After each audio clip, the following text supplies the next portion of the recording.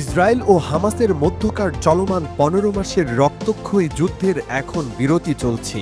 গাজায় এই যুদ্ধবিরতি চুক্তির আওতায় ফিলিস্তিনের স্বাধীনতাকামী সশস্ত্র গোষ্ঠী হামাস ও দখলদার ইসরায়েলের মধ্যে ২৫ জানুয়ারি শনিবার গাজা শহরের প্রাণকেন্দ্রে আয়োজিত এক অনুষ্ঠানে আরও এক দফায় বন্দি বিনিময় হল। এ দফায় হামাসের তরফ থেকে ৪ ইসরায়েলি নারী সেনা সদস্যকে মুক্তি দেওয়া হয়েছে। যুদ্ধবিরতি চুক্তি হওয়ার পর এ নিয়ে দ্বিতীয় দফায় ৪ বন্দীকে মুক্তি দিল হামাস। উক্ত বন্দি বিনিময় অনুষ্ঠানে হামাসের সশস্ত্র সদস্যরা উপস্থিত ছিলেন এবং সেখানেই ফিলিস্তিনের স্বাধীনতাকামী সশস্ত্র এই গোষ্ঠীর এলিট যোদ্ধাদের হাতে অত্যাধুনিক ইসরায়েলি তাভর রাইফেল দেখা যায়। অস্ত্রগুলো বেশ উল্লেখযোগ্য হারে সকলের দৃষ্টি আকর্ষণ করেছে। ২৬ জানুয়ারি রবিবার এক প্রতিবেদনে এই তথ্য জানিয়েছে বার্তা সংস্থা আনাদোলু।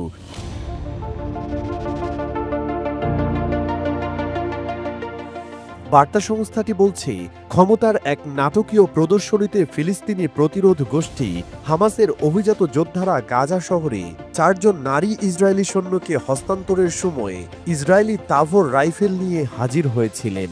২০২৩ সালের ৭ অক্টোবর ইসরায়েলে নজিরবিহীন হামলার সময় গাজার কাছে অবস্থিত ইসরায়েলি সামরিক ঘাঁটি এবং বসতিগুলোতে আক্রমণের সময় হামাস এসব রাইফেলগুলো জব্দ করেছিল বলে মনে করা হচ্ছে।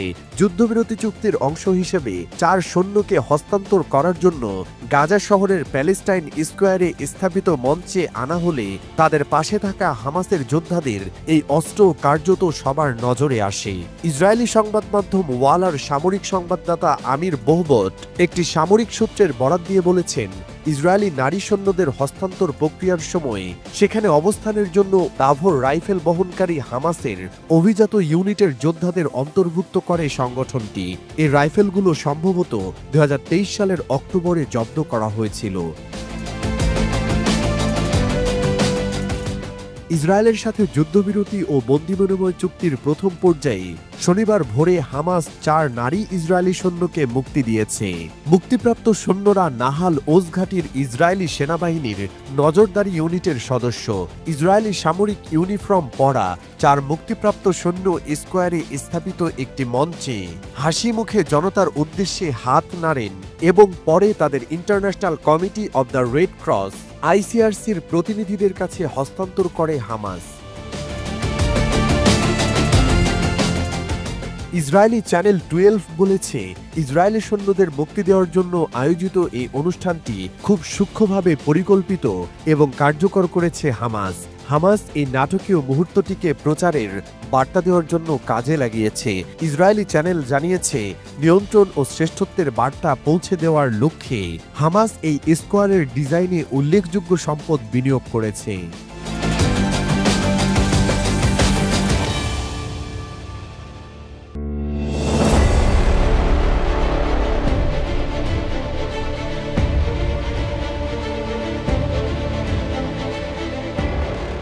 যুক্তরাষ্ট্রের নবনির্বাচিত প্রেসিডেন্ট ডোনাল্ড ট্রাম্প গ্রিনল্যান্ড কিনতে কতটা মরিয়া, সাম্প্রতিক সময়ে সেটি স্পষ্ট করে দিয়েছেন। ট্রাম্প যে কোনো মূল্যে দ্বীপরাষ্ট্র গ্রিনল্যান্ড দখল করতে চান। এবার জানা গেল, ডেনমার্কের প্রধানমন্ত্রী মেট্টে ফ্রেডরিকসনের সঙ্গে গত সপ্তাহে ফোনে কথা বলেন যুক্তরাষ্ট্রের প্রেসিডেন্ট ডোনাল্ড ট্রাম্প।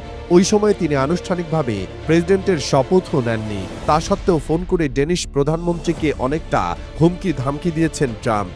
তিনি তার কাছে গ্রিনল্যান্ড কিনে নেওয়ার দাবি পুনর্ব্যক্ত করেছেন। ব্রিটিশ সংবাদ মাধ্যম ফাইন্যান্সিয়াল টাইমসকে শনিবার কয়েকজন বর্তমান ও সাবেক ইউরোপীয় কর্মকর্তা এ তথ্য জানিয়েছেন।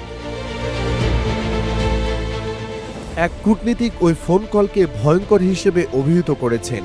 তিনি জানিয়েছেন, ট্রাম্প ফোনে ডেনমার্কের প্রধানমন্ত্রীর সঙ্গে আগ্রাসী আচরণ করেন। কেন তিনি গ্রিনল্যান্ডকে বিক্রি করবেন না সে ব্যাপারে তাকে জেরা করেন। এক কূটনীতিক আরও বলেছেন, ট্রাম্প নিজের কথার উপর অটল ছিলেন। তার এমন আচরণ অপ্রত্যাশিত ছিল। তার এই ফোন কলের আগে গ্রিনল্যান্ড কেনার প্রস্তাবের বিষয়টি এতটা গুরুত্ব দিয়ে নেওয়া হতো না। কিন্তু আমি মনে করি বিষয়টি এই মুহূর্তে গুরুতর, একই সঙ্গে অত্যন্ত ঝুঁকিপূর্ণ। অপর এক কর্মকর্তা বলেছেন, যুক্তরাষ্ট্রের উদ্দেশ্য খুবই স্পষ্ট, তারা গ্রিনল্যান্ড চায়। ডেনমার্কের কর্মকর্তারা এ নিয়ে খুবই ঝামেলায় আছে, দ্বিধাদ্বন্দ্বে আছে। ডেনমার্কের সাবেক এক কর্মকর্তা বলেছেন, এ দুজনের আলোচনা খুবই উত্তপ্ত ছিল। ট্রাম্প ডেনমার্কের বিরুদ্ধে নির্দিষ্ট কিছু পদক্ষেপ নেওয়ার হুমকি দিয়েছেন, যার মধ্যে আছে শুল্ক বৃদ্ধি করা। 4 সপ্তাহ আগে ট্রাম্প জানান, নিজেদের অর্থনৈতিক নিরাপত্তার জন্য গ্রিনল্যান্ড তাদের প্রয়োজন। 21,36,700 বর্গ কিলোমিটারের গ্রিনল্যান্ড তেল গ্যাস ছাড়াও অন্যান্য প্রাকৃতিক সম্পদে সমৃদ্ধ। এটি ডেনমার্কের একটি স্বায়ত্তশাসিত অঞ্চল। যদিও পররাষ্ট্রনীতি এবং প্রতিরক্ষার জন্য অঞ্চলটি ডেনমার্কের উপর নির্ভরশীল। গ্রিনল্যান্ড দখলে প্রয়োজনে সামরিক অভিযান চালানো হবে বলেও হুমকি দিয়েছেন ট্রাম্প। ডেনমার্কের প্রধানমন্ত্রীর দফতর ট্রাম্পের সঙ্গে ফোনালাপ নিয়ে ব্যাখ্যা দেওয়ার জন্য ইউরোপীয় কর্মকর্তাদের মন্তব্য প্রত্যাখ্যান করেছে।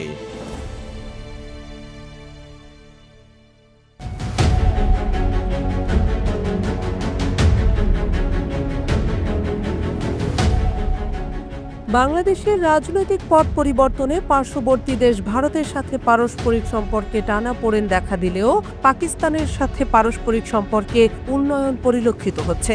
অন্তর্বর্তী সরকার দায়িত্ব নেওয়ার পর থেকে বেড়েছে দুই দেশের মধ্যে বাণিজ্যিক ও কূটনৈতিক যোগাযোগ। করাচি ও চট্টগ্রাম বন্দরের মধ্যে সরাসরি জাহাজ চলাচলের পর এবার পাকিস্তানের সঙ্গে সরাসরি ফ্লাইট চালুর পরিকল্পনা ঘোষণা দিয়েছেন দেশটিতে নিযুক্ত বাংলাদেশের হাই কমিশনার মোহাম্মদ ইকবাল হোসেন। এতে করে উভয় দেশের মধ্যে দ্বিপাক্ষিক সম্পর্ক আরও জোরদার হবে। রবিবার এক প্রতিবেদনে এই তথ্য জানিয়েছে পাকিস্তানি সংবাদ মাধ্যম এক্সপ্রেস ট্রিবিউন। সংবাদ মাধ্যমটি বলছে, পাকিস্তানে নিযুক্ত বাংলাদেশের হাই কমিশনার মোহাম্মদ ইকবাল হোসেন দ্বিপাক্ষিক সম্পর্ক আরও জোরদার করে বাংলাদেশ ও পাকিস্তানের মধ্যে সরাসরি বিমান পরিষেবা চালু করার পরিকল্পনা ঘোষণা করেছেন। শনিবার দেশটির খাইবার পাখতুনখাওয়া প্রদেশের রাজধানী পেশোয়ারে এক সংবাদ সম্মেলনে বক্তৃতাকালে ইকবাল হোসেন দুই দেশের মধ্যে গভীর ও ঐতিহাসিক সম্পর্কের উপর জোর দেন এবং ভ্রমণ ও যোগাযোগের সুবিধার্থে সরাসরি ফ্লাইট চালু করার অভিপ্রায় ব্যক্ত করেন। তিনি উল্লেখ করেছেন, এই ধরনের পদক্ষেপ উভয় দেশের মধ্যে পর্যটন, শিক্ষা এবং বাণিজ্য সহ বিভিন্ন ক্ষেত্রে সহযোগিতা বাড়াবে। হাই কমিশনার বাংলাদেশ ও পাকিস্তানের মধ্যে ক্রমবর্ধমান বাণিজ্য ও কূটনৈতিক সম্পর্কের কথাও তুলে ধরেন এবং এই সম্পর্ক আরও দৃঢ় হবে বলে উল্লেখ করেন। তিনি মত প্রকাশের স্বাধীনতার প্রতি বাংলাদেশের প্রতিশ্রুতির উপর জোর দেন এবং উল্লেখ করেন কিভাবে সোশ্যাল মিডিয়া তরুণ প্রজন্মকে তাদের অধিকারের কথা বলার ক্ষমতা দিয়েছে এবং সেটি দেশে বাক স্বাধীনতার শক্তিশালী সংস্কৃতিতে অবদান রেখেছে। হাই কমিশনার ইকবাল হোসেন খাইবার পাখতুনখাওয়াতে বিশেষ করে স্বাস্থ্যসেবা এবং শিল্প খাতে বিনিয়োগের বিশাল সুযোগের কথাও উল্লেখ করেছেন। তিনি পাকিস্তানে বাংলাদেশি পণ্যের চাহিদার কথাও উল্লেখ করেন এবং এর পাশাপাশি চট্টগ্রাম এবং করাচিকে সংযুক্তকারী শিপিং রুটের মাধ্যমে দুই দেশের মধ্যে বাণিজ্য চলছে বলেও জানান। হাই কমিশনার বাংলাদেশের আসন্ন নির্বাচন নিয়েও কথা বলেন এবং প্রধান অগ্রাধিকার হিসেবে অর্থনৈতিক উন্নয়নে তার দেশের ফোকাস রয়েছে বলেও পুনর্ব্যক্ত করেন। তিনি প্রতিরক্ষা খাতে ব্যতিক্রমী সক্ষমতার জন্য পাকিস্তানের বিমান বাহিনীর প্রশংসাও করেন।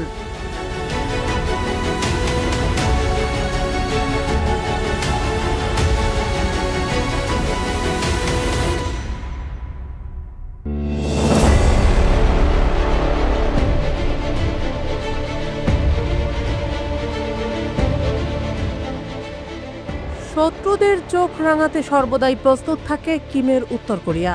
মিসাইল উৎক্ষেপণ দেশটির কাছে নিত্য নৈমিত্তিক ঘটনা। সম্প্রতি আবারও কৌশলগত ক্রুজ মিসাইলের পরীক্ষামূলক উৎক্ষেপণ চালিয়েছে কিম জং উনের দেশ উত্তর কোরিয়া। 25 জানুয়ারি শনিবার এই পরীক্ষা হয়েছে বলে রবিবার দাবি করেছে দেশটির সংবাদ মাধ্যম কেসিএনএ। খবরটি জানিয়েছে ব্রিটিশ বার্তা সংস্থা রয়টার্স।